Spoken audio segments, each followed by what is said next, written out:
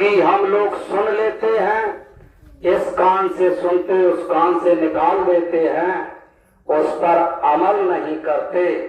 लेकिन गौर करना, परमात्मा ने आपके इस मनुष्य मंदिर को बनाया है और इसे दुनिया का कोई कारीगर इसको नहीं बनाया। इसका कारीगर है स्वयं मालिक, वो परम पिता परमात्मा। ये दो कान आपके जो दिए हैं, ये इसलिए दिए हैं कि इन कानों से कुछ सुनो।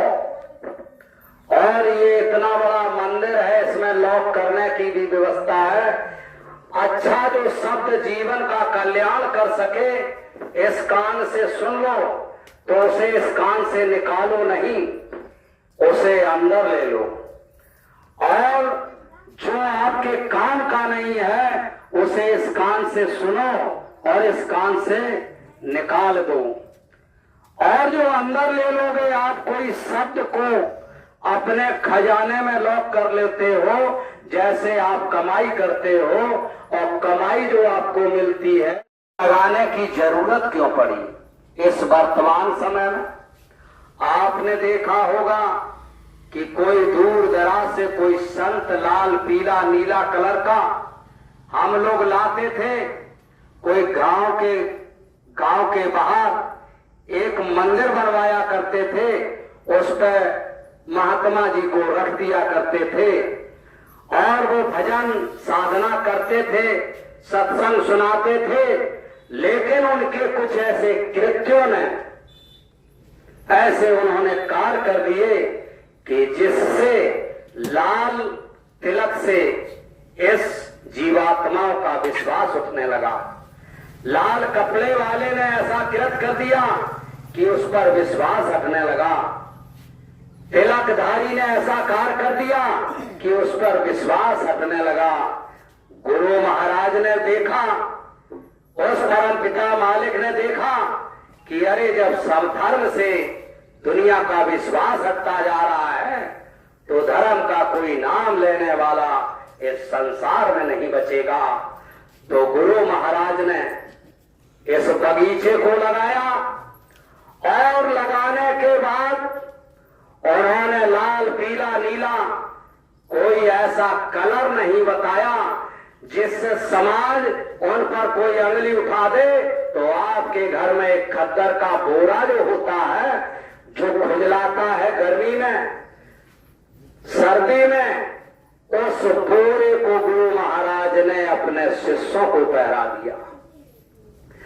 और बोरे को पहरा करके गुरु महाराज ने गांव-गांव तक इस बगीचे का प्रचार करवाया और कहा जन जन तक पहुंचा दो कि जय गुरुदेव नाम प्रभु का। मेरे प्यारे भाई और बहनों, आप रामलीला देखते हो, कथा सुनते हो, भागवत सुनते हो, पर कोई ऐसा कार्य नहीं कर पा रहा जो घर में कोई सुधार ला सके। आप जमाने से सुनते आ रहे, लेकिन कथा का कोई असर आपके घर पर, आपके परिवार पर नहीं हो रहा। कारण क्या है? कुछ तो गड़बड़ है। गुरु महाराज ने जय गुरुदेव नाम प्रभु का बताया। मेरे प्यारे भाई और बहनों, आप सुन लो और समझ लो इस चीज को कि ये जय गुरुदेव नाम प्रभु का, गुरु महाराज का नहीं है। गुरु महाराज ने कभी नहीं कहा कि ये जय गुरुदेव नाम मेरा है। उन्होंने कहा ये नाम नहीं इंसान का, ये नाम है भगवान का। मेरे प्यारे भाई और बहनों, आप इस चीज को जान लीजिए कि जब उस परम पिता परमात्मा का ये नाम है, तो फिर शंका किस बात की? हम इस नाम को सुनते हैं, लोग विरोध करते हैं, अरे डंका पीट रहे पूरी भूतल धरा पर पूरी बस विश्व की संसार की धरती है। इस नाम का आज नहीं तो कल ये नाम ही शांति देगा, अन्यथा की स्थिति में कोई नाम शांति देने वाला नहीं है।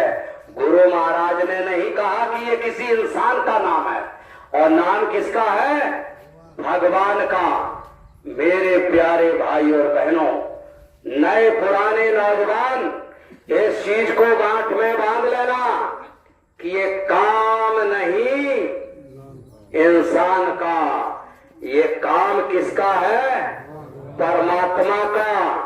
और इस काम को करने के लिए आप क्यों पीछे हट रहे हो? मेरे समझ में नहीं आ रहा है संसार क्या सोच रहा है और क्या देख रहा है। ये काम उस परमपिता परमात्मा का है। ये काम ना हमारा है और ना आपका है। तो इस कार्य को जितनी जल्दी हो सके इस कार्य में सब लोग जुट जाइए, अन्यथा की स्थिति में बहुत पछताना पड़ेगा। क्योंकि नाम पर जो लोग शंका करते हैं उन्हें पछताना ही पड़ता है। अब आप समझ लीजिए शंका से कौन लोग पछताए और कौन लोग यानी घर विनाश कर बैठे। जिन लोगों ने जिस नाम का, वर्तमान के नाम का विरोध किया, उनका घर परिवार समाज पूरा बर्बाद हो गया। राम नाम की एक शक्ति त्रेता युग में आई। रावण जैसे आताताई अत्याचारी को ऋषि मुनियों ने अवगत कराया कि तुम जाओ, राम की शरण में चले जाओ, तुम्हारा उद्धार हो जाएगा, तुम्हारा कल्याण हो जाएगा। मेरे प्यारे भाई और बहनों, जिस रूप से आज गुरु महाराज घर घर तक ये संदेशा भेज रहे हैं कि जाओ दुनिया वालों से कह दो कि तुम मथुरा चले जाओ, जय गुरुदेव नाम की शरण में चले जाओ, जय गुरुदेव नाम से जुड़ जाओ, तुम्हारा कल्याण हो जाएगा। लेकिन लोग मानने को तैयार नहीं हैं। आज आप उनके घर जाके देख लेना, बाप को बेटा मार रहा है, बेटे को बाप मार रहा है, घर में इतनी कलह घुसी है क्योंकि ना बात मानने का कारण अभी वर्तमान में आपको दिखाई दे रहा है। और रावण जैसे आताताई ने ऋषि मुनियों की बात नहीं मानी और उस नाम राम नाम की शक्ति से वो लड़ गया और उससे विरोध ले लिया। आप धैर्य को धारण करना मेरे प्यारे बहन और भाइयों। अगर आपका कोई विरोध करे तो आप उसका अपमान मत करना, आप सुन करके बैक हो जाना। अगर आप किसी को समझाओ कि भाई जय गुरुदेव जी की बात मान लो, इस नाम की बात मान लो, अगर कोई विरोध करता है तो आप वापस पैर आ जाना, पर उससे विवाद मत करना। क्योंकि समय का डंडा जब पड़ेगा तो अच्छे अच्छे महारथियों की बुद्धि ठिकाने पर लग जाती है। रावण ने नहीं मानी, वो तो कहता था मैं भी भगवान को मानता हूँ, ये दो वनवासी, ये राम कौन है, ये जंगलवासी है, ये मेरा क्या करेगा, मेरा कुछ नहीं कर सकता। लेकिन उसे अहंकार था, क्योंकि ऐसा नहीं है, विरोध करने वाला भी भगवान को मानता है, क्योंकि रावण भी शंकर को मानता था। लेकिन शंकर पूर्व काल की शक्ति थी, वर्तमान की शक्ति अपना नाम जहाज लेकर के आई थी और बार बार उसको समझा रही थी कि राम से प्रेम कर लो, बैर नहीं करो। मेरे प्यारे भाई और बहनों, जो लोग कहते हैं कि भगवान, अरे भगवान तो एक ही है संसार में, भगवान अनेक नहीं है। अब भगवान, आप सोचो भगवान को मिल जाए, भगवान मिल जाए, भगवान वर्तमान स्थिति में गुरु के रूप में ही होता है। इस चीज को आप समझ लो। वर्तमान की स्थिति में भगवान गुरु के रूप में होता है और तुमको हर चीज से अवगत कराता रहता है। मेरे प्यारे भाई और बहनों, रावण ने विरोध ले लिया और विरोध कर करके युद्ध कर लिया और उसका दीपक जलाने वाला कोई नहीं बचा। मेरे प्यारे भाई और बहनों, ये जो जय गुरुदेव नाम का जो काम है, ये काम नहीं इंसान का, ये काम है भगवान का। अब आप समझ लीजिए हम कौन सा काम कर रहे हैं। दर्शने तो इंद्र भगवान प्रसन्न है क्योंकि धान में पानी की जरूरत है और मालिक की कृपा दया देखो कि आज पानी भी बरस रहा। इंद्र महाराज भी सुन रहे सत्संग को और गुरु महाराज की कृपा देखिए दर्शने में भी सत्संग हो रहा है। मेरे प्यारे भाई और बहनों, ये काम नहीं इंसान का। आप समझ लीजिए आप कौन सा काम कर रहे हो। राम जब आए थे तो रावण एक वैदिक धर्म को मानता था। राम और रावण का एक ही धर्म था, कोई अलग अलग नहीं थे। और वैदिक धर्म राम भी मानते थे और वैदिक धर्म रावण भी मानता था। लेकिन समझ लेना वही कार्य आज आप लोग कर रहे हो, क्योंकि राम राज्य करने के लिए इस धरा पर नहीं आए थे। राम केवल धर्म की स्थापना करने के लिए आए थे, युग परिवर्तन करने के लिए आए थे। जैसे आज वर्तमान स्थिति में गुरु महाराज आए हुए हैं और वो युग परिवर्तन करने के लिए आए हैं और जो राम करके गए थे उससे बड़ा काम ये गुरु महाराज करने आए हैं। आप समझ लीजिए कि राम की फौज एक तरफ थी और एक तरफ रावण की फौज थी। रावण की फौज के साथ हथियार, वाहन और रथ, बारूद, गोला सब थे, लेकिन राम के पास कुछ नहीं था। नंगे पांव थे, बानर, भालू, रीछ सारे नंगे पांव थे। मेरे प्यारे भाई और बहनों, जैसे बानर भालुओं की तरह आप आज नंगे पांव चल देते हो सत्संग के लिए या किसी यानी टोली के लिए, शाकाहारी सदाचार प्रचार प्रसार के लिए, उसी प्रकार से बानर भालू राम के साथ दौड़ पड़े। फर्क क्या था? आज जो हो रहा है देखिए, संत महात्मा इस धरा पर आते हैं लेकिन संतों के नाम पर प्रश्न चिन्ह खड़ा करने वाले जो संत होते हैं वो कभी धर्म की स्थापना नहीं कर सकते। ये गुरु महाराज ने एक बार कहा था कि भारत भूमि पर संतों की कमी नहीं, गुरुओं की होड़ लगी है।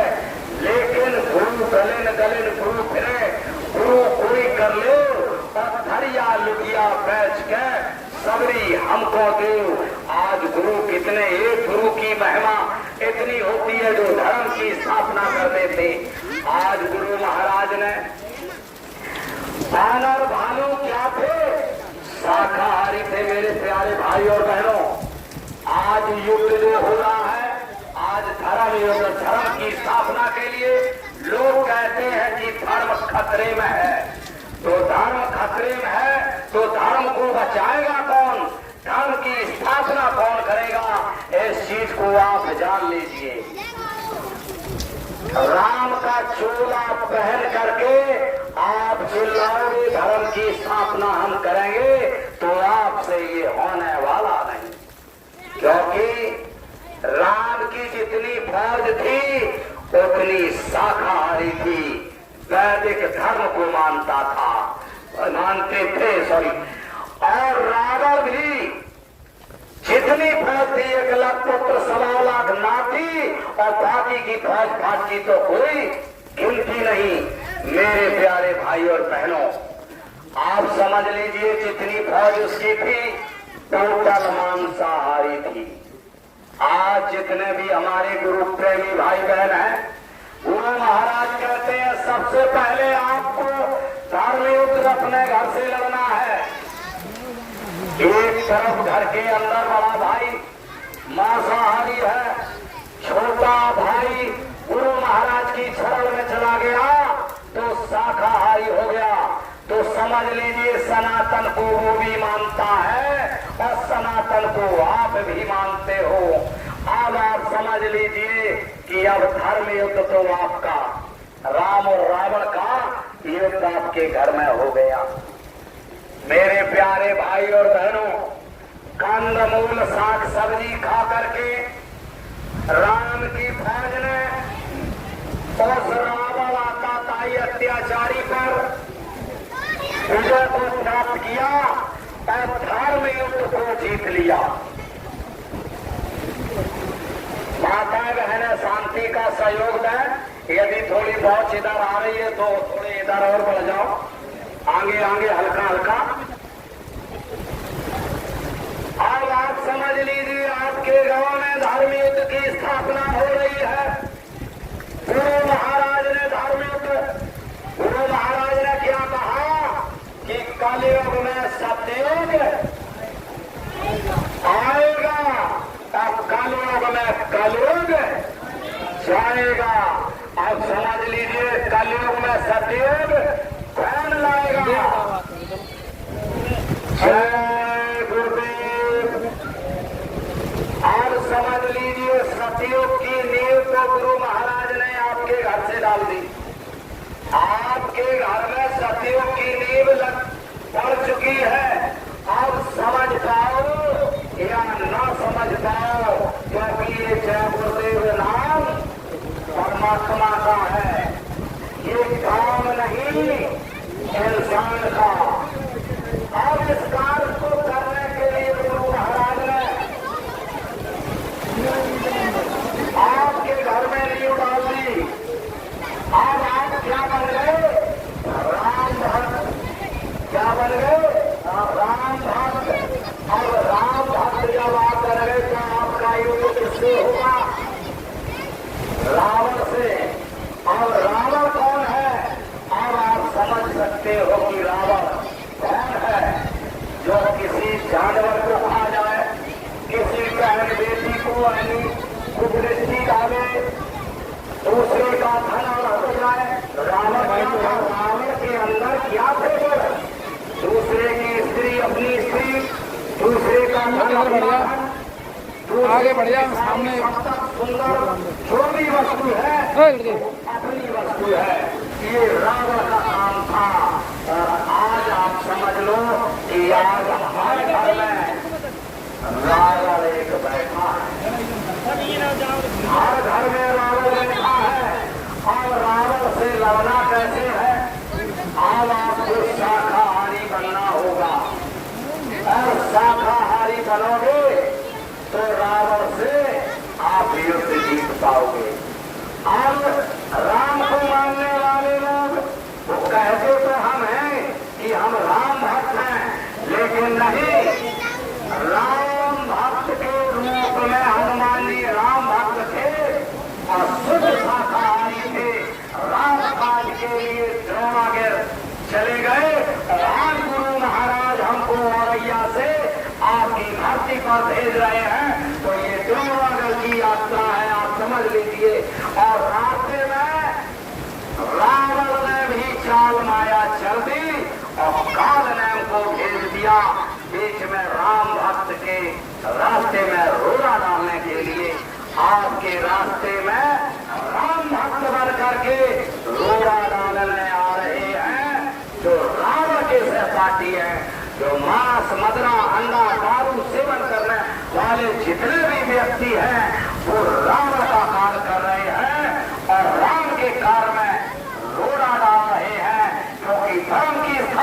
करनी है, कलयुग में सतयुग को लाना है, तो आप समझ लीजिए मेरी माताओं और बहनों, उसमें आपके काल में हो, काल नेम बन करके आपका मार्ग रोक रही है। सर आपको सावधान गुरु महाराज ने किया है। इस प्रक्रिया को आप कोई भी हमारे गुरु भाई बहन जो भी है, गुरु महाराज ने जो जो कहा है उस पर अपना ईमानदारी मेहनत से अपनी कमाई करना और उससे अपने परिवार को चलाना, किसी की बेईमानी नियत थोड़ी हिंसा देश से कोई छल कपट से एक भी पैसे का श्रम मत करना, जिससे कि आपसे समाज के ये कालनेमी लोग आपसे उंगली उठा गए। अभी तक तो ऐसा नहीं हुआ, यदि कोई ऐसा करता है तो आप इससे सावधान रहना, क्योंकि अभी अगर किसी ने प्रश्न चिन्ह लगा दिया तो काल में बाधा पड़ जाएगी, क्योंकि काल ने रास्ता रोका था राम भक्त बन करके, और हनुमान जी को यदि रोक लेते तो राम काज में बाधा पड़ जाती। मेरे प्यारे भाई और बहनों, समय अब ज्यादा शेष नहीं है। आप देख रहे हो समय की स्थिति और गति कितनी तेज चल रही है, और गुरु महाराज भी उतनी तेज अपना कार्य कर रहे हैं, और काल नेम की तरह आपके बीच में कोई आए तो सावधानी से उसको पराजय करना और राम काज के लिए आगे बढ़ना, क्योंकि गुरु महाराज बहुत तेजी से कार्यक्रम को कर रहे।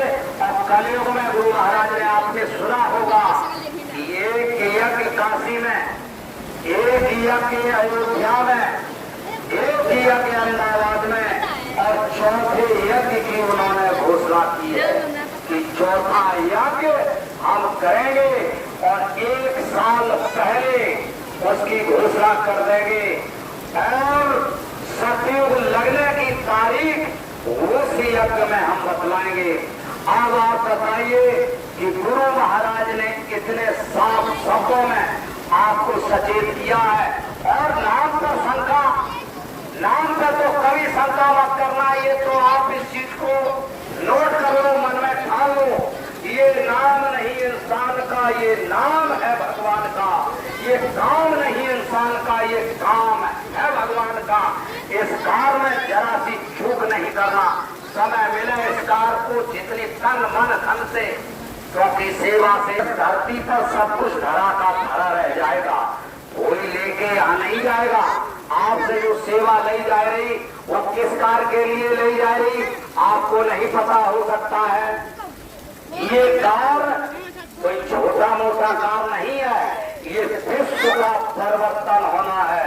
आप घर का परिवर्तन नहीं कर पा रहे, गुरु महाराज ने आज इतने करोड़ों लोगों का परिवर्तन, हृदय परिवर्तन कर दिया, शुद्ध शाकाहारी बना करके इनको गली गली में घुमा दिया, और आज अपने बेटे को गुटखा नहीं छुड़वा पा रहा है। एक पिता अपने बेटे को दारू का पौवा नहीं छुड़वा पा रहा।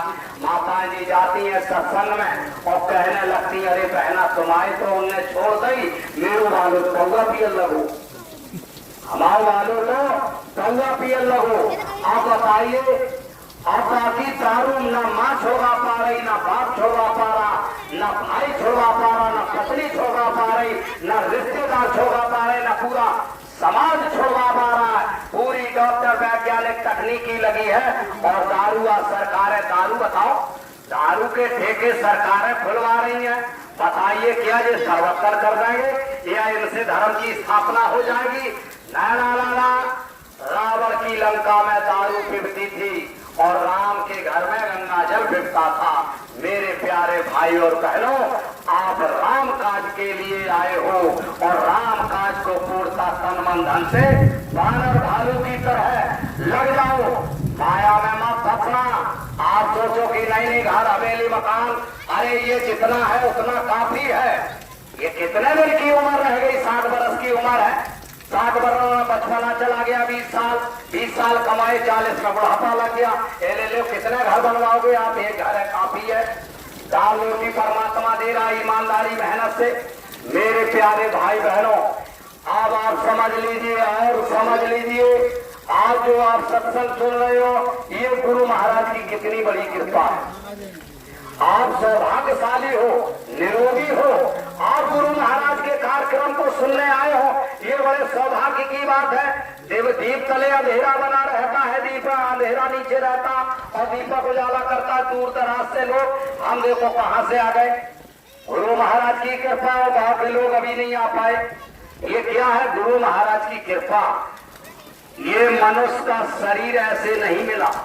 मनुष्य का शरीर बड़े कष्ट और मुसीबत से लाखों जन्म, जितने आप कीड़े मकोड़े देख रहे हो, जितने ये वन वृक्ष वनस्पति देख रहे हो, ये सारे के सारे आप शरीर में घूम करके आए और आ करके जब आपके लाखों करोड़ों जन्मों के पुण्य इकट्ठे हुए तब आपको गाय या बैल का जन्म मिला। ये गाय बैल जितने भी घूम रहे हैं, जो काटे जा रहे हैं, वही तो लड़कियां काट रही आ जाती। जो गाय काटी जाती है वही पति को काटती है, वही तांडव घर में करती है। जो गाय सताई जाती है, गाय अगर घुस जाए खेत में, क्योंकि ये खेत परमात्मा के हैं, ये खेत गाय परमात्मा की है, अगर धोखे में आ जाए, डंडा भाला कांटा मत मार देना उसको, क्योंकि वो परमात्मा की है और परमात्मा ही का खेत है। ये खेत कोई लेके गया, यही बना रहा, आए खाए पिए चले गए, आए खाए पिए चले गए। मेरे प्यारे भाई और बहनों, भाला डंडा मत मार देना, वही जब मर जाएगी भाला डंडा मार के वही कन्या के रूप में जन्म लेगी तत्काल। और अर्ध बीच में मृत्यु अगर हो गई तो वो बीच में यानी प्रेत योनि में चली जाएगी, पूरा समय होगा, फिर बेटी बन करके आपके घर में आएगी। आपके घर में बेटी बन करके आएगी तो बेटी बन के बेटी के रूप में भी तांडव करती है, इज्जत माटी में मिला करके आपको यानी समाज में आपको जीने लायक नहीं करती। ये किसका असर है? आपने गलती की और उसकी गलती, सबसे बड़ी गलती, मनुष्य शरीर मिल करके आपने सत्संग नहीं सुना। मनुष्य शरीर में आकर के आपने उस मालिक का सत्संग नहीं सुना, उसका खामियाजा आप नाना प्रकार से भोग रहे हो पर मानने को तैयार नहीं हो। सत्संग की आज क्यों जरूरत पड़ रही है? गुरु महाराज ये पूरी फौज फाट लेकर के गांव गांव छोटा बड़ा सत्संग क्यों करवा रहे हैं? क्योंकि सत्संग सुनेंगे लोग। सत्संग से कितना लाभ है आप समझ लीजिए। अपार धन इकट्ठा करने के बाद यदि सत्संग नहीं सुना तो उसकी बुद्धि राक्षसी हो जाएगी। आप जान लेना, बुद्धि उसकी राक्षसी हो जाएगी। उस पैसे से देखिए धन अपार करोड़पति जब बन गया तो करोड़पति जब होता है तो उसको अहंकार जागता है।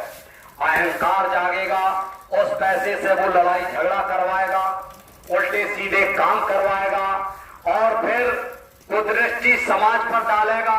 छोटे छोटे गरीब असहाय को सताएगा, नाना प्रकार से उसको नमस्कार नहीं करोगे तो कहेगा ये ताना साहब, इसको भी दंडित करो। तो वो पैसे से नाना प्रकार से समाज में कष्ट पहुंचाएगा। इसके बाद में सत्संग नहीं सुनेगा तो विद्वान होगा, बुद्धि का अहंकार बढ़ेगा, शिक्षा का अहंकार बढ़ जाएगा। शिक्षा के बल पर लोगों को उल्टा सीधा बोलेगा, लोगों को यानी अपने शब्दों के द्वारा लोगों को पराजय अपमानित करेगा। बाहुबल बढ़ेगा, सत्संग नहीं सुनेगा तो बाहुबल के द्वारा लोगों को कष्ट पहुंचाएगा। सत्संग क्यों आवश्यक है? आज ना सत्संग सुनने का कारण घर में बच्चे कितने अच्छे संस्कार हैं।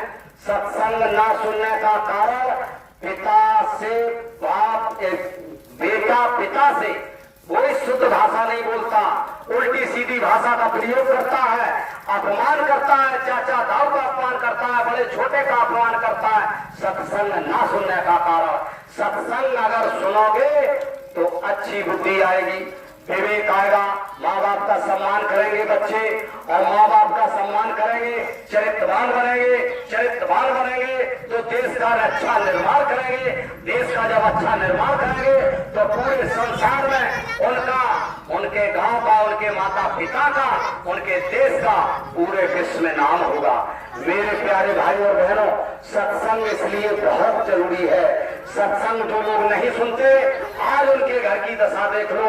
आप अपने घर में देखते हो या पड़ोस में देखते हो, जो सत्संग में नहीं जाते, रोज कल है कले। सत्संग क्या है? सत्संग में, सत्संग का एक शब्द, एक उदाहरण आपको दे देता हूं।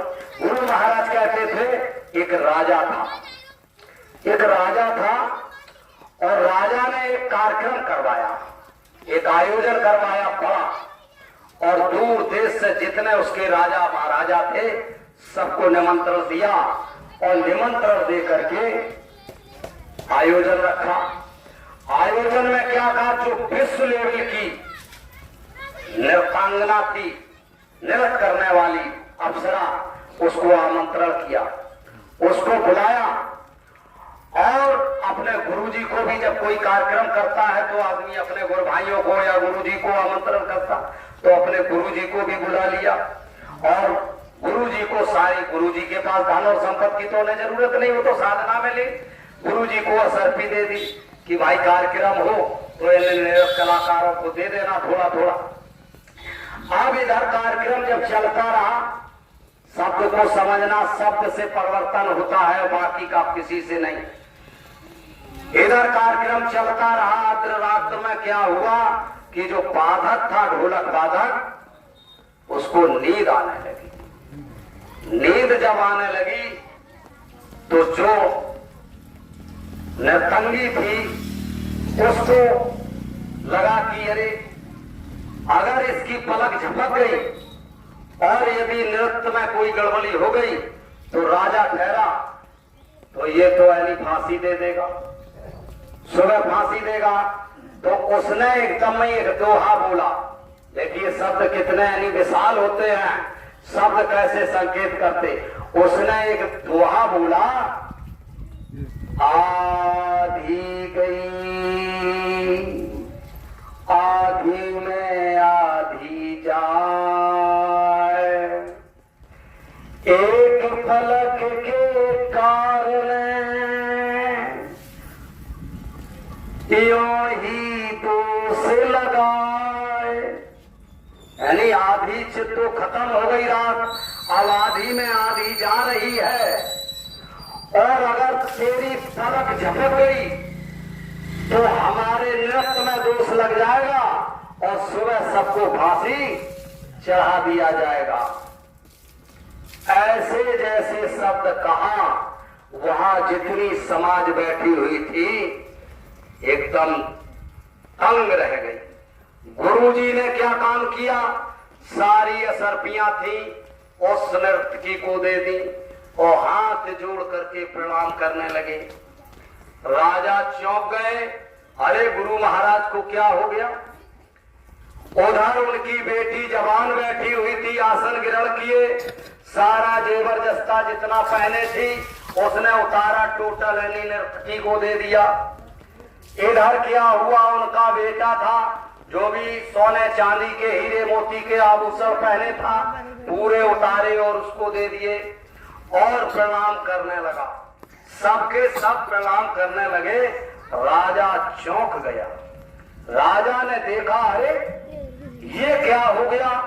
एकदम राजा खड़े हुए और एकदम नृत्य कलाकार से कहा, अरे तुमने ऐसा क्या कह दिया?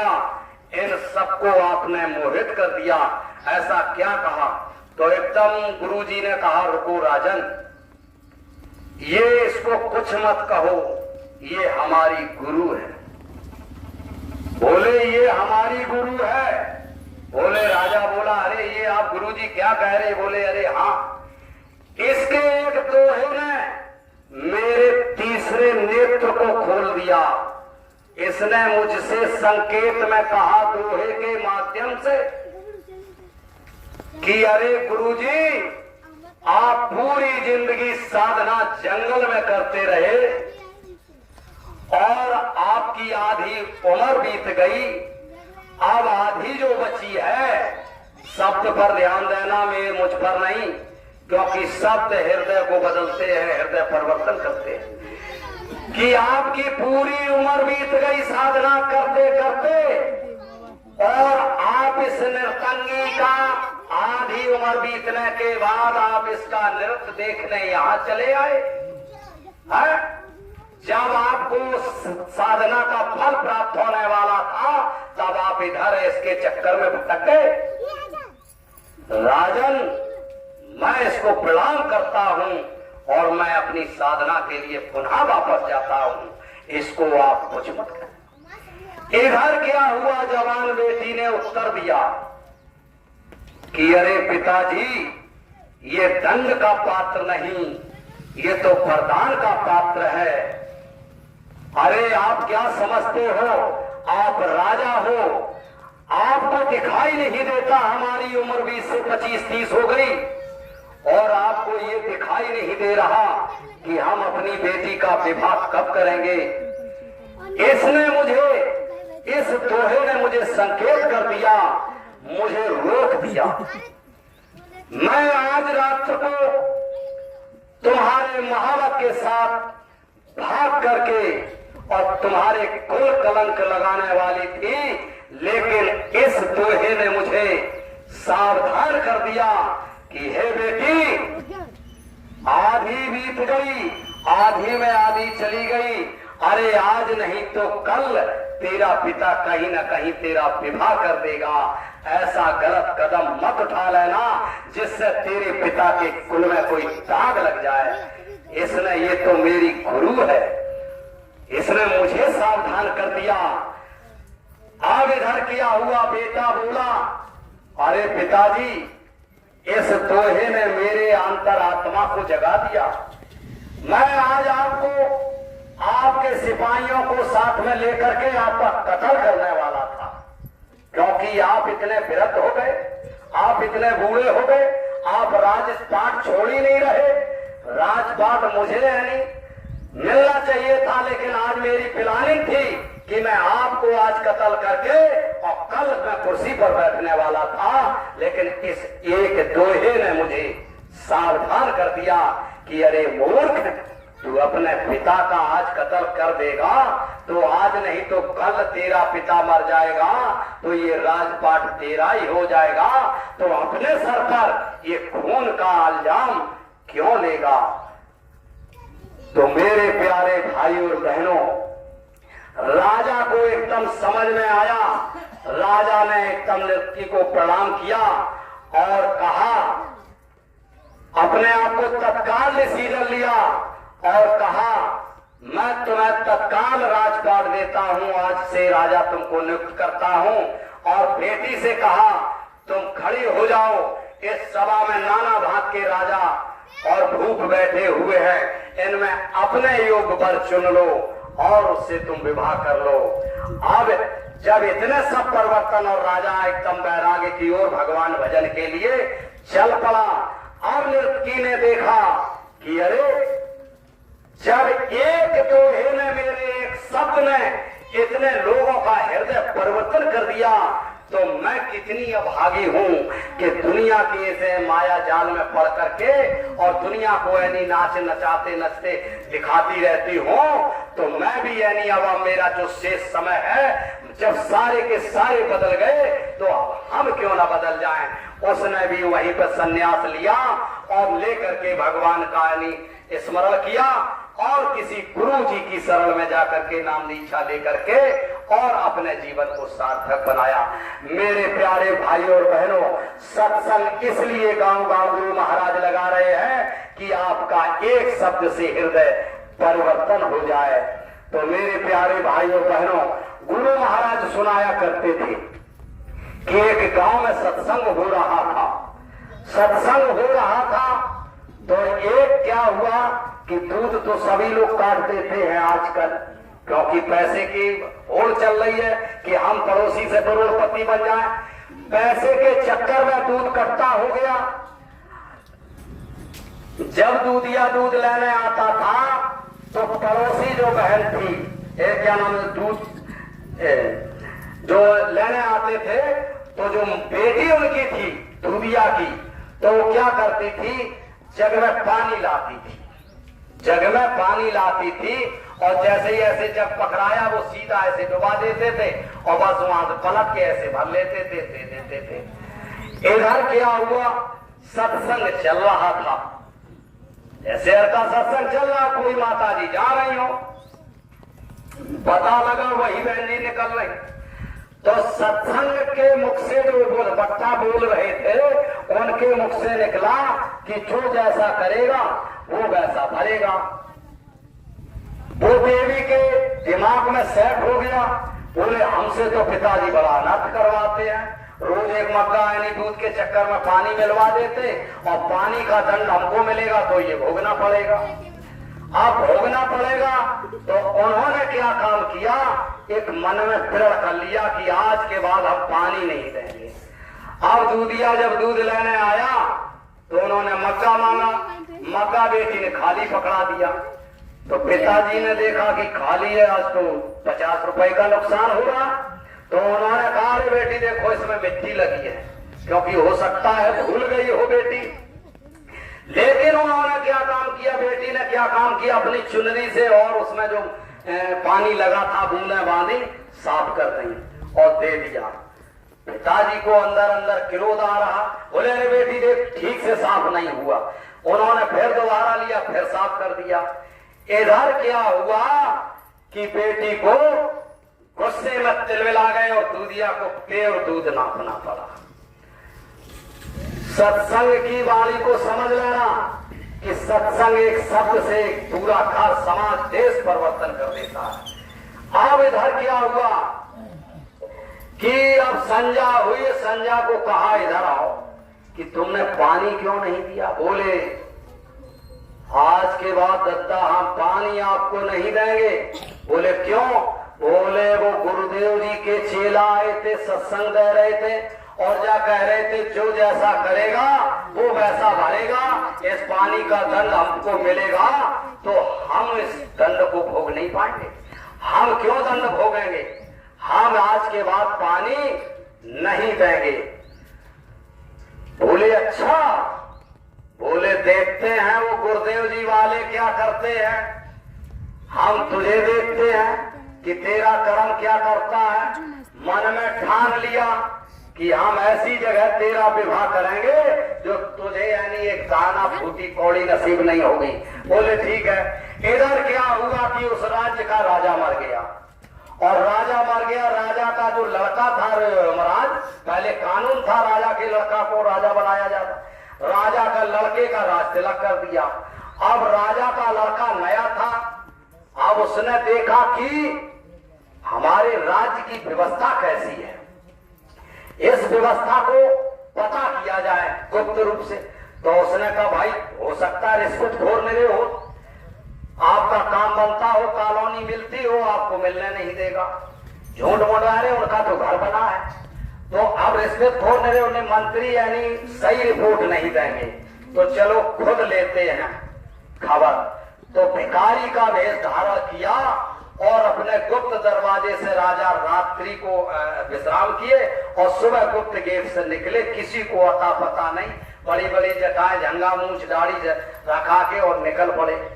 निकलते भीख मांगते मांगते मांगते मांगते उसी के दरवाजे पहुंच गए और बुढ़ा बैठा लठ लिए। बोला आ गए। बोले हाँ आ गए।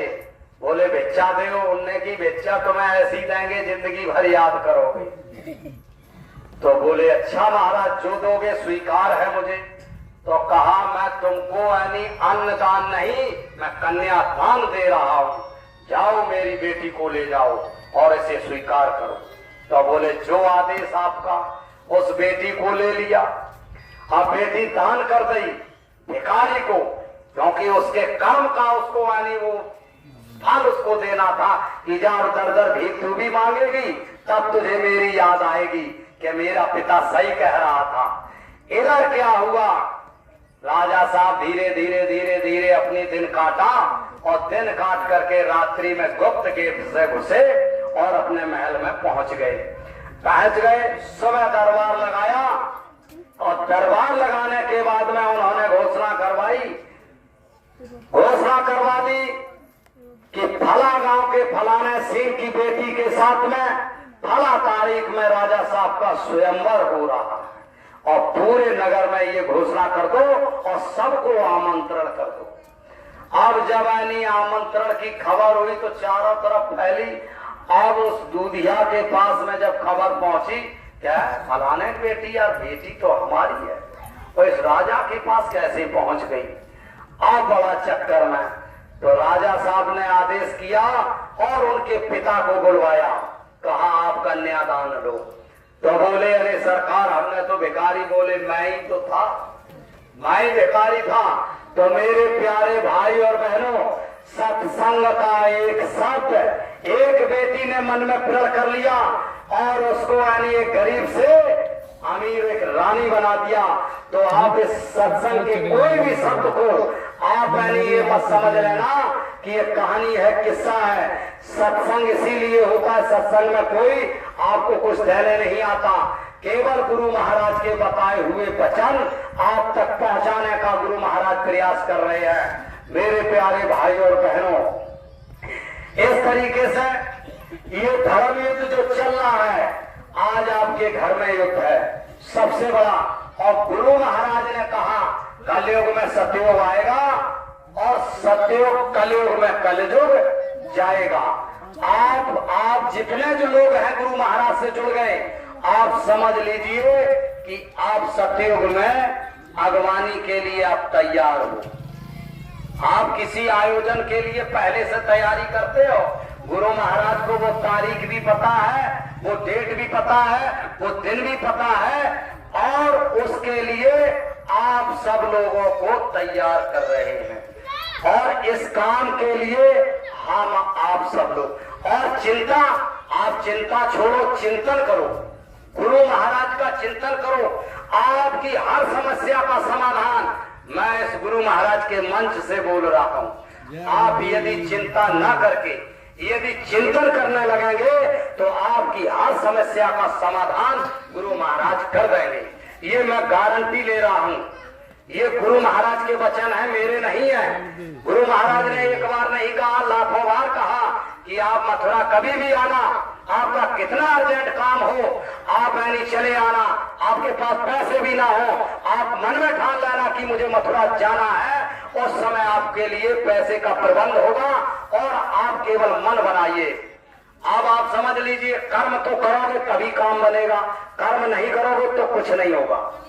ये शरीर मेरा है, ये शरीर मेरा है, आपका है। बहुत गौर से सुनना, श्री कृष्ण भगवान बहुत बारीकी से समझाए। अर्जुन से कहते हैं कि हे अर्जुन केवल कर्म कर तू। और उन्होंने क्या कहा, और सुनो, गुरु महाराज ये बात बार बार बोले, आप कर्म करो, अपने आप तन मन धन से आप मुझे समर्पित हो जाओ और आप ईमानदारी मेहनत से घर में, दुकान में, किसान में, खेती में, बाड़ी में, नौकरी में, चाकरी में, जहां भी हो, ईमानदारी से कार्य करना, ईमानदारी से कार्य करना। अब इस शरीर में एक नहीं लाखों पार्ट्स हैं, लाखों किडनी है, लीवर है, बाल है, बहुत सारे पार्ट्स हैं। आप, मैं बोल रहा हूं वाणी पे तो मेरे निरंतर है, मैं क्या बोलूंगा क्या नहीं बोलूंगा, लेकिन जो अंदर की कार्रवाई जो हो रही है, ये किडनी अपना कार्य कर रही है। क्या मैं कर रहा हूं या कोई कर रहा है? मैं कर रहा हूं या मेरा इस पर नियंत्रण है या जोर है? कौन कर रहा है? कोई तो कर रहा है। इस शरीर को कोई तो चला रहा है, सारे पार्ट्स को चला रहा है। उसका रिमोट किसके, आपके हाथ में है? नहीं नहीं नहीं, बात को गौर से समझना, उसका नियंत्रण आप। श्री कृष्ण भगवान कहते हैं अर्जुन से, हे अर्जुन तू कर्म कर, फल की इच्छा मत कर। कर्म कर, फल की इच्छा मत कर।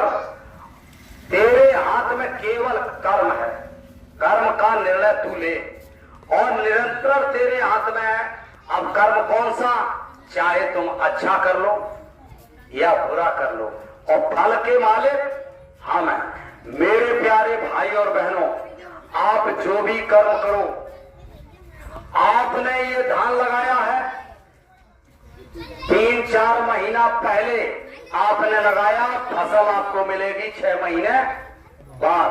कर्म पर श्री कृष्ण भगवान कहते हैं कि आप इस कर्म को कर रहे हो, ये आपने पौधा लगाया, 6 महीने बाद आपको ये फल देगा, और वो फल कोई और नहीं लेगा, आप लेंगे, क्योंकि आपने वृक्ष लगाया है।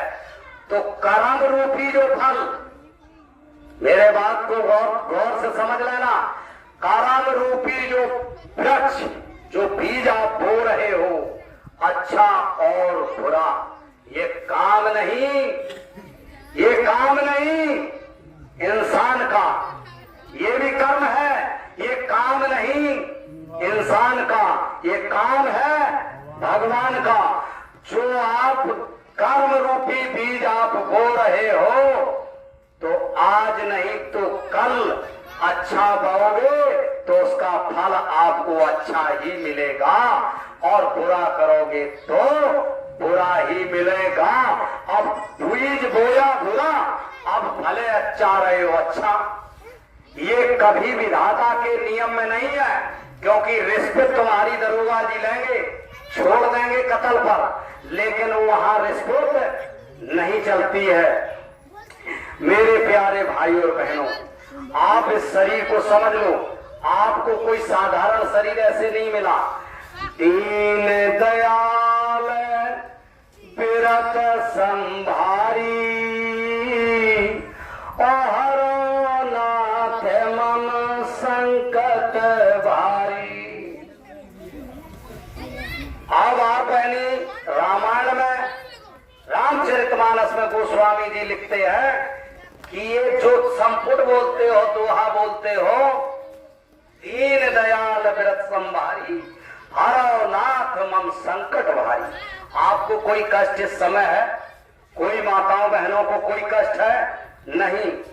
कष्ट की परिभाषा महापुरुष वर्णन करते हैं कि ये दोहा जब मैंने बोला था इस आत्मा ने, तब ये 9 मास के लिए मां के गर्भ में लटका था। मांस का एक लोथड़ा बन करके ये लटका था, और उस मांस के लोथड़े के आजू बाजू में लाखों प्रकार के कीटाणु होते हैं। आप समझ लो, जब यानी किसी नाली में कोई गंदगी बहती है तो उसमें नाना प्रकार के कीटाणु होते हैं। तो मल मूत्र की गंगा इस शरीर के आजू बाजू से, इसके मुखार बिंद से बहती है, और नाना प्रकार का इसको कष्ट दिया जाता है। ये उल्टा लटका होता है, मां के गर्भ में ये उल्टा लटकता है, जैसे चमगादड़ की तरह ये उल्टा लटकता है और कष्ट भोगता है वहां। और इसका आकार जब बढ़ता है, अब आप बताइए, काल कोठरी में आपको कैद कर दिया जाए कमरे में, और उसके आसपास जाल डाल दिया जाए, जाल, और जाल में फिक्स हो, आप इधर ना घूम पाओ और इधर ना घूम पाओ, आप बताइए आपको कितना कष्ट होगा। ये केवल आपको सुख और आनंद, ये सुविधा, ये जो भी मिला है, ये केवल हरि काम करने के लिए मिला है, परमात्मा का काम करने के लिए मिला है। और इस काम को गुरु महाराज ने आपको, सबको, हमको लगाया है।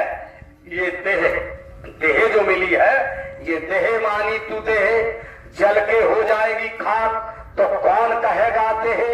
ये देह की शुद्ध हिंदी है, देह शरीर की शुद्ध हिंदी देह है। देह मानी तू देह, जल के हो जाएगी खाक तो कौन कहेगा देह। अब देह, गुरु महाराज ने क्या मांगा आपसे? आपसे क्या मांगा गुरु महाराज ने? तन मन धन, आप इस देह को मुझे दे दो। गुरु महाराज ने एक बार नहीं लाखों बार कहा कि ये देह मुझे दे दो। और ये काम क्या करवा रहे गुरु महाराज आपसे? ये काम नहीं इंसान का, ये नाम नहीं इंसान का, इस नाम का काम, ये नाम है परमात्मा का। ये काम जो आपसे करवा रहे, ये परमात्मा के काम के लिए। देह मानी तू देह, जल के हो जाएगी खाक तो कौन कहेगा देह। इस देह को गुरु के कार में थे, यानी शरीर का सहारा जब तुम गुरु महाराज को दो, गुरु महाराज क्या कहते हैं कि अरे बच्चों तुम जाग जाओ, तुम खड़े हो जाओ, परिवर्तन एक पल में आ जाएगा। जब हम तैयारी नहीं तो कैसे, यानी देर इसीलिए समय, क्योंकि जगाना है सबको। अब ये 9 मास के लिए माँ के गर्भ में ये लटका है, तो ये विनती करता है परमात्मा से। आप समझ लो, आप चिंता करते हो पेट भरने के लिए 2 बच्चे हैं और माँ बाप, इनके लिए तो परेशान हो 24 घंटा दिन उबे से दिन डूबे तक बेढंग करो कमाई, और लड़का बिटिया के चक्कर में महल रहे बनवाई।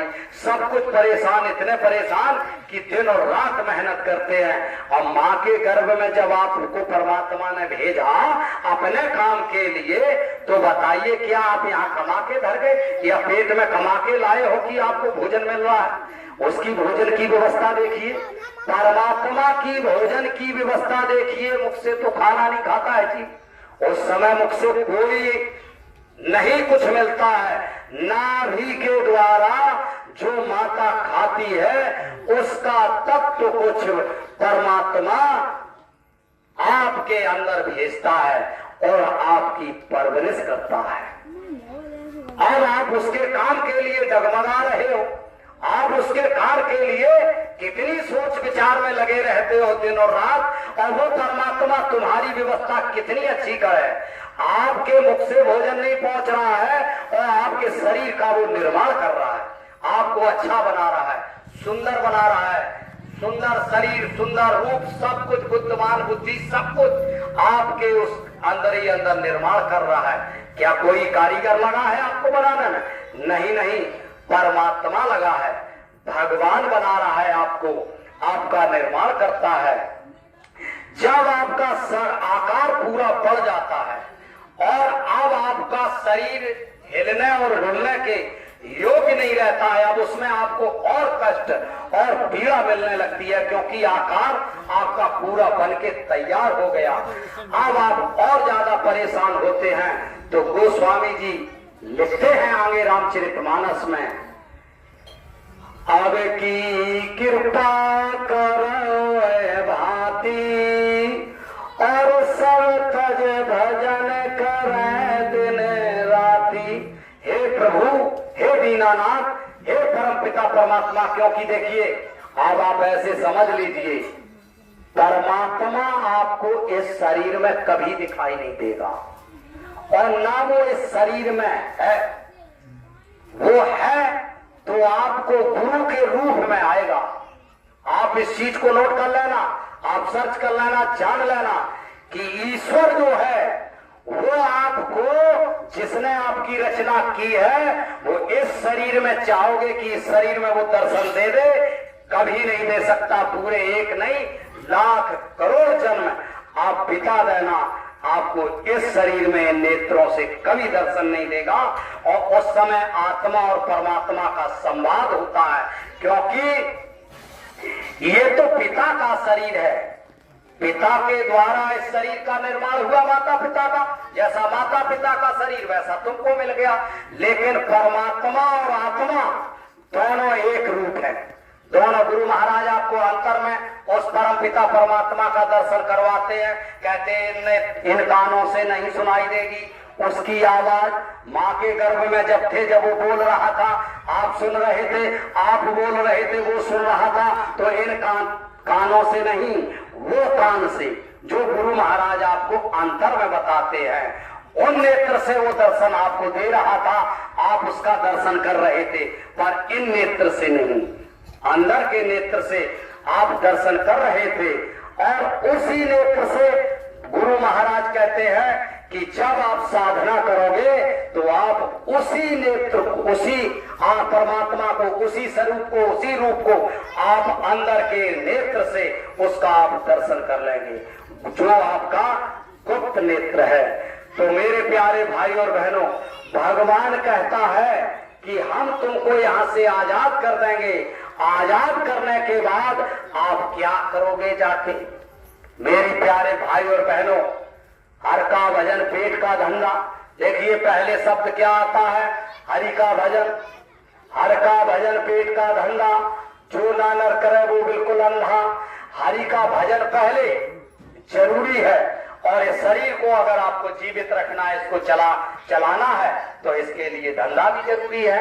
गुरु महाराज ने, परमात्मा ने आपको ये नहीं मना किया कि आप यानी धंधा बिजनेस मत करिए, खेती बाड़ी टपरिया मत करिए, लेकिन नहीं, आप भजन पहले करिए और इसके बाद अपना काम करिए, काम करने के बाद फिर भजन करिए। तो भगवान कहते हैं कि वहां जाने के बाद आप क्या करोगे, मृत लोक में जाओगे, हम आपको यहाँ से रिहा कर देंगे।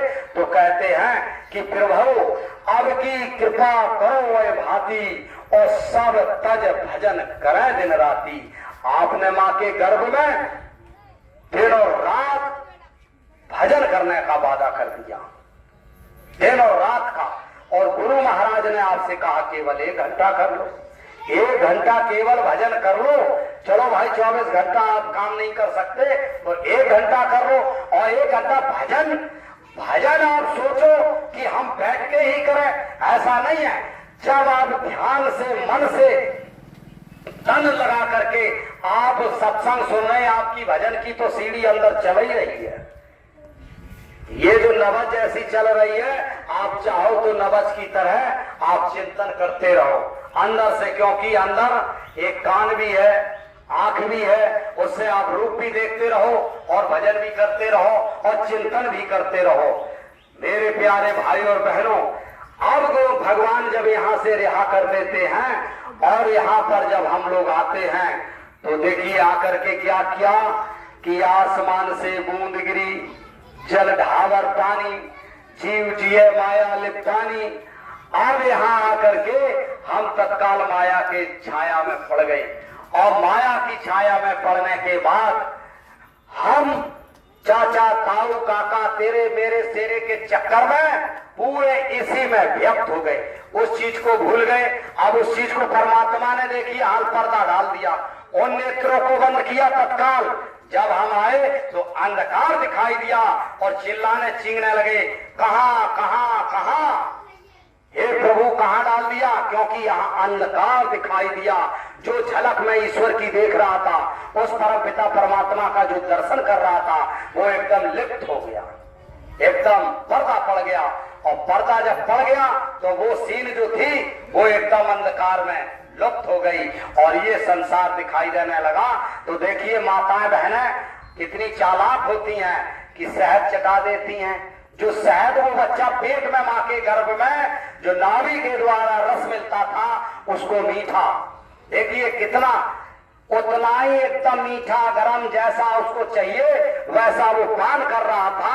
और जैसे ही शहद मुंह से लगा, ओठों में उसकी जीभ लगी, तत्काल चुप हो जाता है, कहता है हाँ अब अमृत मिला।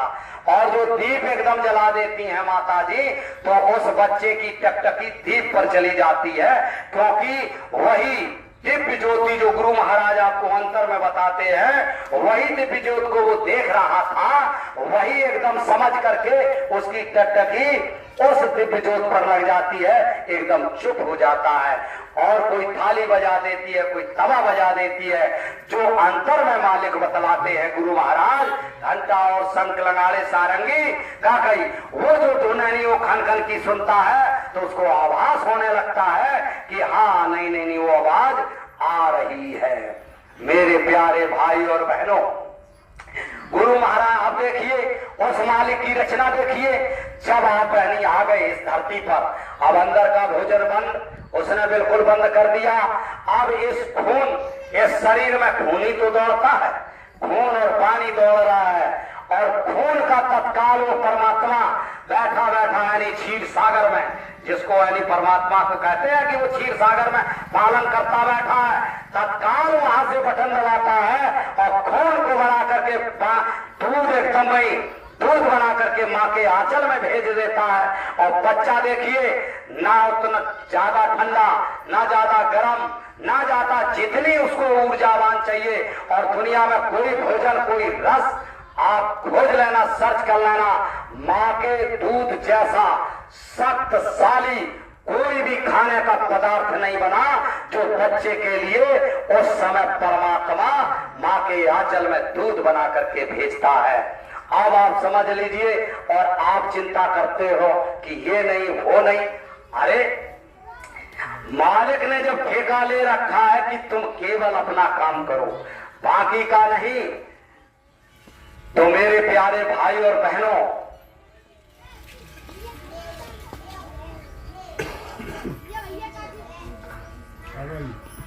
और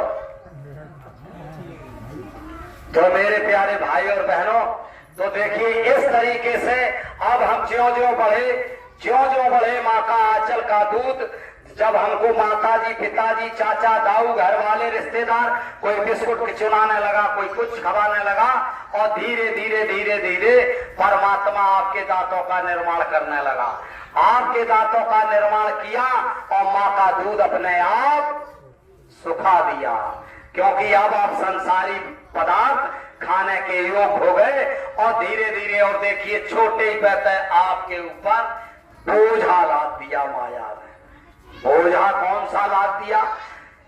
कक्षा 3 का साल का बच्चा होता है और गुरु महाराज कहते हैं कि उसके ऊपर 3 साल के बच्चे के ऊपर जितना उसका वजन नहीं होता है और उस पर बस्ता लाद दिया जाता है। अब ये बोझा आपको संसार का ढोने के लिए बचपन ही में लाद दिया गया। अब ज्यों ज्यों आप धीरे धीरे युवा हुए, बड़े हुए, आप सुनिए, आप मरने के लिए मत डरना कभी। आपको कोई हारी बीमारी लग जाए, आपको मैं बता रहा हूं, कोई रोग दोष लग जाए, आप चिंतन को मत छोड़ना। नाम रूपी दवाई इस संसार में उससे बड़ी कोई दवाई नहीं बनी। नाम रूपी जो दवाई है, गुरु नाम लेने से आएगी बहार, नाम नहीं लोगे तो काटो दुख अपार, नाम की दवाई है सब रोगों की, इसी में भलाई है हम लोगों की। जय गुरुदेव नाम लेने से आएगी बहार, नाम नहीं लोगे तो काटो दुख अपार, नाम की दवाई है सब रोगों की, इसी में भलाई है हम लोगों की। आएंगे यमदूत तुम्हें लेने, डाल कर हथकड़ियां तुम्हें ले जाएंगे, जब मार पड़ेगी कोड़ों की, इसी में भलाई है हम लोगों की। ये शरीर के रोग हैं, शरीर में रोग लगते हैं तो उसकी दवा औषधि है, आपको बनी है तो आप औषधि को लेते रहिए और औषधि के साथ में नाम का चिंतन सदैव करते रहिए। एक प्रमाण आपको बता दें कि देखिए आपके बीच में एक भक्त हुए, जो आप नहीं देख रहे हो, मथुरा में समय उनका बहुत बोलबाला है, नाम की दवा लेते हैं, केवल नाम की। और गुरु महाराज ने इस भूमंडल पर ये नाम जहाज लगा दिया और सबको चिंतन करने का ये नाम जहाज, नाम की जड़ी आपको दे रखी है। और आप समझ लो जो नाम नहीं लेते हैं उनके घर द्वार जाकर और कितनी बड़ी बीमारी आपको लग जाए, आप नाम का चिंतन और सुमरन मत छोड़िए, कभी आपको कोई कष्ट नहीं हो सकता। और यदि नाम की आपने ये चिंतन छोड़ा तो समझ लीजिए अटैक, आप समझ लीजिए प्रमाण नाम का जहाज, नाम की दवाई, नाम रूपी काम, ये जड़ी क्या करती है आप समझ लो। भक्त तो हुए प्रहलाद जिन्होंने नाम की जड़ी पकड़ रखी और उनके पिता ने, अभी भैया एक बात कर रहे थे कि एक भैया दारू पीता है, दूसरा समझा नहीं पाता। जय गुरुदेव जी का क्या कही, और गुरुदेव जी की मान लो प्रचार प्रसार करते तो आप समझ लीजिए हिरण्यकश्यप स्वयं को भगवान मानता था और अपने आप को भगवान कहता था। पूरी प्रजा में डंका पीट रखा था कि मैं भगवान हूं और कोई भगवान नहीं है। लेकिन शैतान के घर में हमेशा याद रखना, देवता जन्म लेता है। एक नाम की शक्ति, देखिए अब नाम की शक्ति सत्संग का प्रभाव, कि उस समय राक्षस की पत्नी कयाधु इंद्र हरण कर ले गया, और इंद्र हरण कर ले गया तो उस समय नारद जी उस समय के वक्त के मसीहा थे या वक्त के गुरु थे। उन्होंने मार्ग रोक लिया और रोक करके इंद्र को ललकारा, कहा अरे तू इस देवी को क्यों ले जा रहा है, इसका ना क्या तेरा बिगाड़ा है, अरे जिससे तेरा बैर है उससे तू अपना विवाद करके अपना यानी बदला ले, लेकिन इसका क्या दोष है। इंद्र से छुड़ा लिया और अपने आश्रम में रखा। देखिए सत्संग का प्रभाव, एक राक्षस की पत्नी और नारद मुनि के आश्रम में वो रहने लगी। उस समय कयाधु जी पेट से थी, गर्भ से थी, और उस समय वो तपस्या कर रहा था और इधर ये आश्रम में अपना जीवन यापन कर रही थी। नारद जी सत्संग सुनाया करते थे, मेरी माताओं और बहनों, जब मां के गर्भ में कोई शिशु पल रहा हो तो अपने घर में कोई गंदी बातें मत करना, कोई उल्टी सीधी बातें मत करना, और मां सावधान हो जाए कि मां के गर्भ में अगर कोई शिशु पल रहा है तो उल्टे सीधे वचनों का, उल्टी सीधी सोच को कभी अपने मन में ख्यालों में मत लाना, क्योंकि उसका बुरा पूरा असर उस शिशु पर आता है। क्योंकि लोग कहते क्या पेट से सीख के आए, अभिमन्यु पेट से सीख के आया था, अभिमन्यु पेट से सीख के आया था, और वो तोता जो था, अमर कथा जो सुन रहा था, वो भी अंडे में कैद था।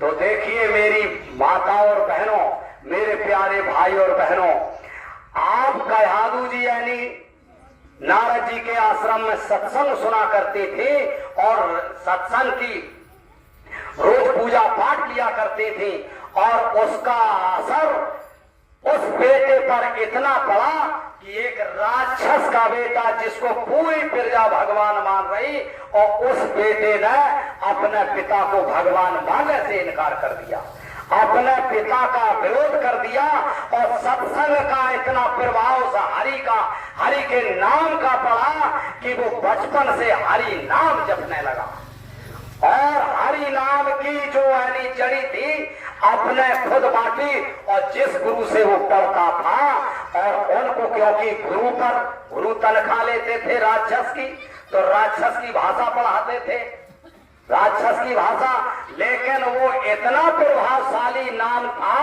इतना प्रभाव नाम था कि अपने उन जिन गुरु ने उन्हें पढ़ाया वो भी उस नाम को पढ़ने लगे, वो भी उन नाम को पढ़ने लगे।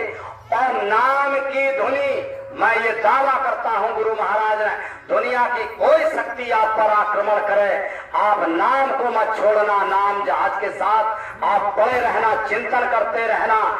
प्रहलाद जी को पहाड़ से फेंका, हाथी से कुचलवाया, गरम कढ़ा में डाला, लेकिन नाम का चिंतन उन्होंने अपने हरि पर विश्वास किया। किस पर? हरि को देखा नहीं था, जैसे गुरु महाराज ने आपको बताया ऐसे उनको नारद जी ने बताया।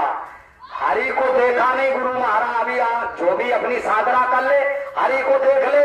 गुरु महाराज ने इस नाम को बताया, तो इस नाम की जहाज को आप, इस नाम रूपी जड़ी को पकड़ करके अपने हर कार्य को करते रहना, और आपके हर कार्य में आपको सफलता मिलेगी। प्रहलाद जी का बाल बांका नहीं हुआ, और प्रहलाद जी को लास्ट में जब यानी गर्म खम्भे में बांध दिया, गर्म खम्मा तचवा दिया, इतना लाल ललाट और आग उगल रहा था वो खम्मा, और जब देखा प्रहलाद जी कांप रहे थे, लेकिन नाम का चिंतन चल रहा था। अब देखा कि कब रहे प्रहलाद, तो गुरु महाराज ने तत्काल उस पर चींटी चढ़ा दी, चींटी रिंगा दी और प्रहलाद की दृष्टि पड़ी। जैसे ही देखी कि अरे ये चींटी नहीं जल सकती है तो हम कैसे जल जाएंगे, और उस खम्भे से चिपका दिया। और चिपका दिया तो कहा कि तेरा भगवान कहाँ है? तो कहा कि भगवान मेरा इस खम्भे में है। तो जब खम्भे पर प्रहार किया तो नरसिंह भगवान बन करके और निकल के आए, आताताई का अंत किया।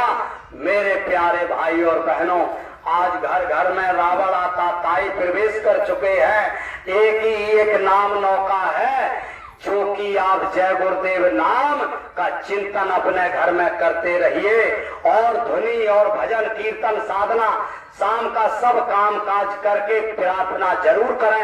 आप सारा परिवार लेकर के उसकी ऊर्जा यहाँ ऐसी निकलेगी कि आपके पड़ोसी तक पहुंचेगी। हो सकता है उस पड़ोसी का भी कल्याण हो जाए। जैसे प्रहलाद जी ने पूरे हिरण्यकश्यप के साम्राज्य में एक हरि नाम के चिंतन से पूरे साम्राज्य को हरि चिंतन करा दिया, ऐसे गुरु महाराज ने इस जय गुरुदेव नाम का चिंतन करवा के पूरे इस भूमंडल के वातावरण को एक दिन कलयुग को निकल करके सतयुग में सबको प्रवेश करना है। मेरे प्यारे भाई बहनों, यदि आप गौर से समझना, ये जितने भी लीलाएं रची हैं परमात्मा ने, ये उनके लिए नहीं थी। ये केवल लीलाएं हमारे और तुम्हारे लिए उन्होंने रच के अपनी लीला करके चले गए कि इन मूर्खों से जे अगर किताबें पढ़ेंगे तो हो सकता ना माने, क्योंकि पहले वेद पुराण थे तो कोई अवतार नहीं हुए थे, क्योंकि उस समय सब योगी थे। सतयुग में सारे योगी विज्ञानी थे। सतयुग योगी सब विज्ञानी करे हर ध्यान तरण भू प्राणी, तो सब योगी थे, सबका तीसरा नेत्र खुलाता, आते थे चले जाते थे। लेकिन जब काल का पहरा पड़ा तो सब माया जाल में 84 के चक्कर में पड़ गए। नरा कुंड वैकुंड जे सारे बना दिए काल भगवान ने। अब काल ने आपको फंसा लिया। यदि आप जय गुरुदेव नाम से जुड़े हो, साधना करते हो, भाव पहनी, आप सीता जी के ऊपर एक प्रसंग देते हैं, इसके बाद में अंतिम वाणी को ले चलते हैं। आप जान लीजिए, आप सीता का रूप है आत्मा, राधा का रूप है आत्मा, और परमात्मा का रूप है स्वामी माने परमात्मा। आत्मा और परमात्मा के खेल को आप समझ लीजिए। आप लीला पर जाइए, लीला देखिए, परमात्मा ने रची लीला। लीला और तत्व में बड़ा अंतर है। आप तत्व को समझिए और लीला को भाव समझना। कि माँ सीता को वनवास हुआ, माँ सीता को वनवास हुआ, माँ सीता को तो नहीं हुआ, राम को वनवास हुआ, लेकिन जिद करी लोक लज्जा, पति की मर्यादा, और पति के साथ पतिव्रत धर्म निभाने के लिए सीता ने पति का पालन, अपनी पति धर्म का पालन करते हुए सीता राम के साथ चल दी। अब सीता के राम के साथ जब चल दी वन की ओर, तो वन में क्या हुआ कि देखिए रावण जो है आपको भटकाने के लिए कैसी माया चलता है। अब रावण ने, इधर रावण का द्वंद्व चल रहा था, राम और रावण का। रावण ने मृग को भेज दिया, मारीच मामा मृग बन के आया। अब समझ लेना, राम को लक्ष्मीपति कहा गया, और लक्ष्मी उनकी स्वयं पत्नी, और लक्ष्मीपति। अब सीता जी मायापत के साथ में, और ध्यान चला गया माया की ओर। मेरी माताओं बहनों, गुरु महाराज ने आपको भटकने से बारीकी बारीकी से बहुत कुछ बताया, कभी भटकना नहीं। माया मृग को देख करके, और माया खुद माया से भटक गई, माया खुद माया से भटक गई।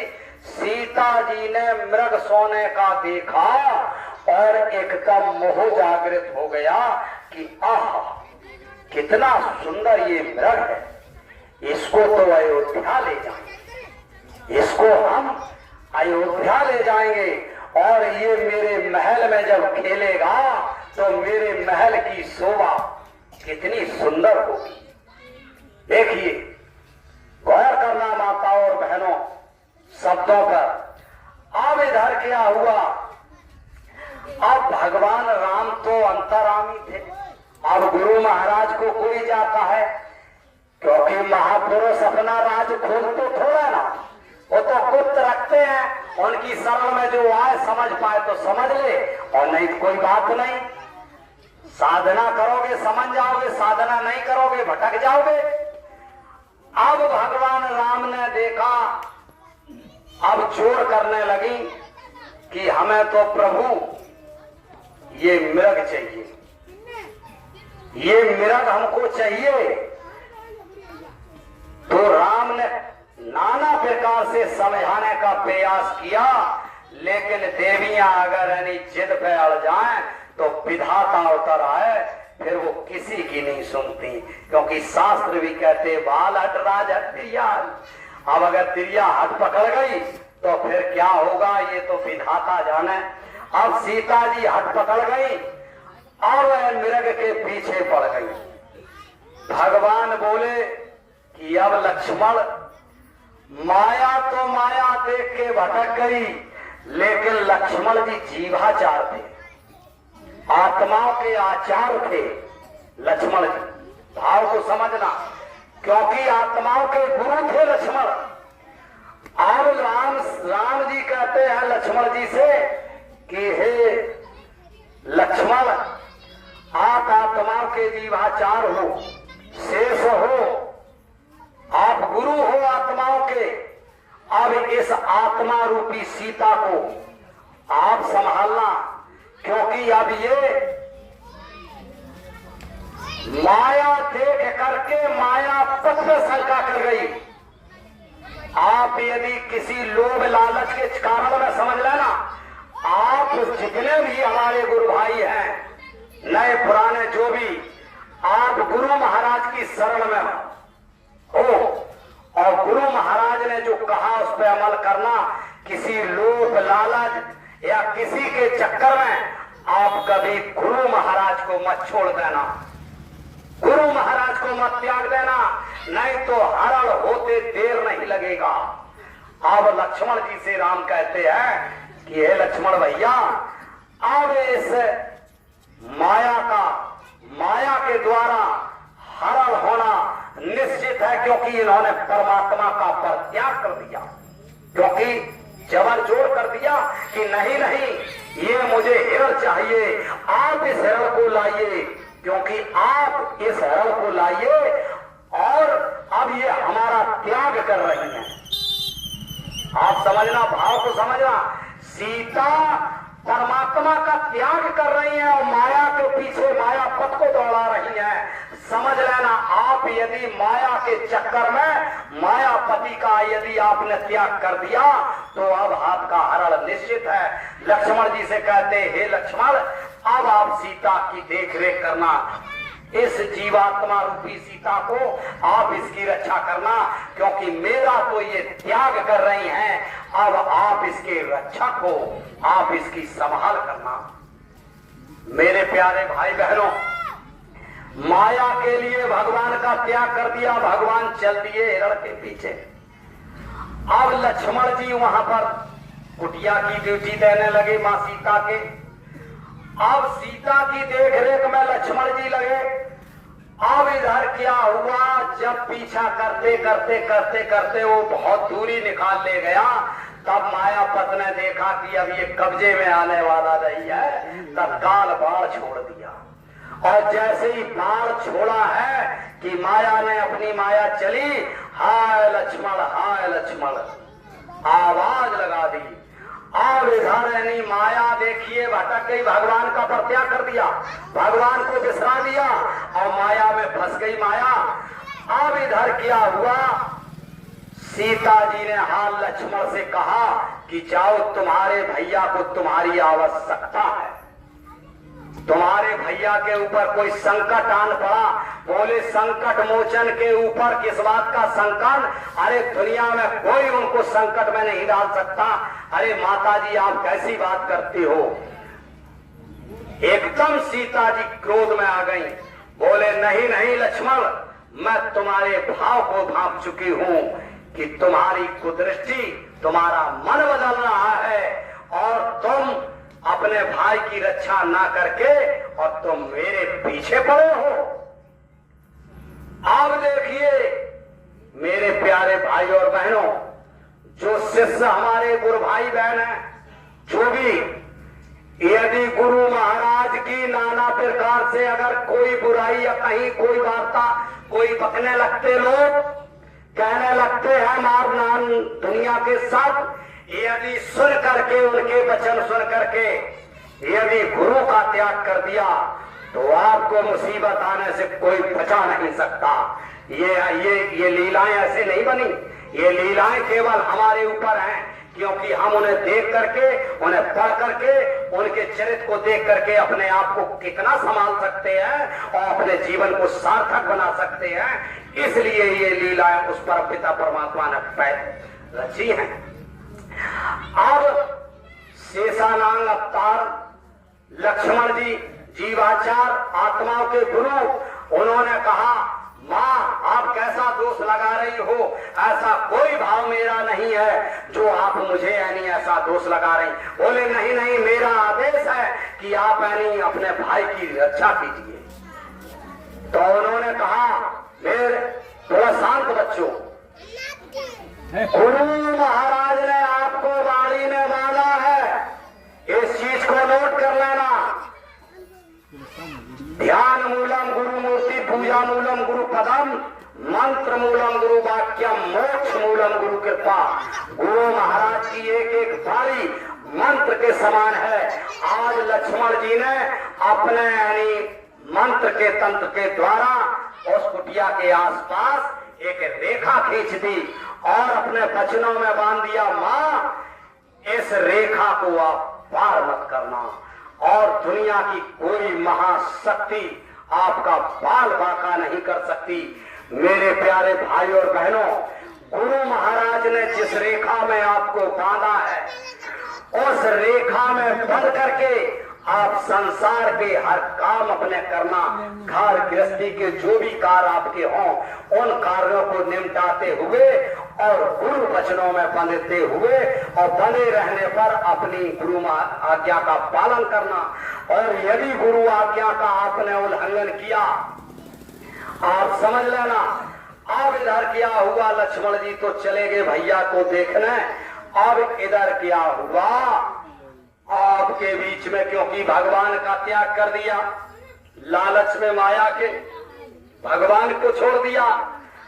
अब गुरु की आज्ञा का, आदेश का आपने उल्लंघन कर दिया, रावण खड़ा दरवाजे आ गया। क्योंकि गुरु भी आपसे दूर हो गए और भगवान भी आपने अपने जीवन से दूर कर दिया। अब गुरु की आज्ञा ना मानी सीता ने, लक्ष्मण जी की आज्ञा ना मानी सीता ने और रेखा पार कर गई और पार करते ही सीता का हरण हो गया। मेरे प्यारे भाई और बहनों, यदि आपने भगवान को अपने हृदय से हटा दिया, गुरु की अपने आज्ञा का उल्लंघन कर दिया, गुरु की आज्ञा नहीं मानी, तो समझ लीजिए आपके जीवन में रावण संकट लेकर के खड़ा हो जाएगा आपकी चौखट पर और आपको हरण करके ले जाएगा। और आपको किस जगह आपको रखेगा, उस जगह आ माने नहीं, शोक माने दुख, अशोक वाटिका के वृक्ष के नीचे, जहां दुनिया की कोई शक्ति आपके दुख का निवारण नहीं कर सकती, आपका हरण हो जाएगा। आप ऐसे समझ लीजिए, ये यानी उस वृक्ष पे मत जाइए, ये आपके लिए यानी ये लीलाओं का वर्णन महापुरुषों ने पहले करके रखा है। तो अब आपका हरण हो गया, आपको दुख मिल रहा, आप कष्ट में, दूसरे की कष्ट में आपकी, आप आज क्या है, आज पूरा संसार दुखी तो है। संत महापुरुषों की, गुरु की वाणी कोई मान नहीं रहा, परमात्मा की वाणी को कोई सुनी ही नहीं रहा, कोई मानने को तैयार नहीं। और गुरु के आदेश को मानने को तैयार नहीं। आदेश देते हैं ये करो, लेकिन कोई करने को तैयार नहीं। क्या हो रहा है? सब कुछ होने के बावजूद भी कष्ट नहीं निवारण हो पा रहा है। अब आप समझ लीजिए, हनुमान रूपी जब गुरु का, हनुमान रूपी जब गुरु का आगमन होगा आप रावण की लंका में, और जब रावण की लंका में, जब अशोक वाटिका में हनुमान रूपी जब गुरु आएंगे और फिर भगवान की याद आपको दिलाएंगे, तब आपके संकट का मोचन होगा। अन्यथा उसके पहले आपका संकट मोचन हो नहीं सकता।